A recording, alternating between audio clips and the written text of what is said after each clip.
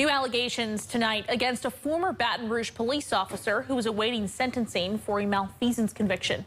Donald Steele was accused of groping a Southern University student after a traffic stop 4 years ago. Another woman came forward saying she had a similar encounter with the former police officer, but she said he was going by a different name. Bess Casserly with her story.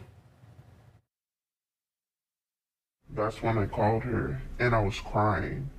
This woman, whom we'll call Savannah, reached out to the WBRZ investigative unit to share her story about a man she knew as Jason. I was shocked, honestly, just because he lied and told me a different name and a different identity. She says after watching our story about former Baton Rouge police officer Donald Steele this weekend, she discovered Jason's true identity.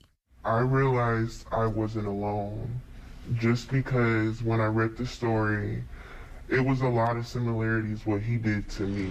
Steele is currently waiting to be sentenced on malfeasance in office charges stemming from a traffic stop in which a woman claims he forced her to drive to a different location and groped her. Savannah made the connection when she saw his face and remembered something he had told her.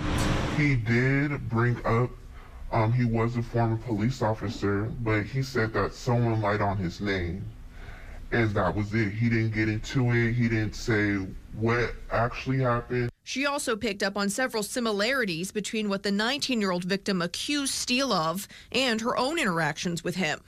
In this protective order filed by the original 19-year-old victim, Steele allegedly incessantly texted her after their encounter and offered to pay for her to get her nails done. He would repeatedly text me. If I don't respond, out of nowhere, he'll just send me money. You need to spoil yourself. But Savannah says it didn't stop there. He didn't take no for an answer. The college student says she met up with Steele on 2 occasions, once with a friend, this year in New Orleans. They both ended the same way. I just remember waking up naked. She says she didn't totally know what happened because she blacked out. He would purposely get me drunk all the time. Every time I seen him, here, you need to drink this. Why are you not drinking it? You're wasting my money. But there were moments of clarity. It was a couple incidents when I'll be sleeping and he would fill up on me. I woke up to that. Or him doing other sexual things that I did not give consent to. Savannah tells us, though she wasn't comfortable with what happened, she continued to talk to Steele. He made it seem like he had so much power. And that's why I was even scared to talk today. I wore something, and he told me I shouldn't wear that. I'm his. You're not supposed to look like that being his.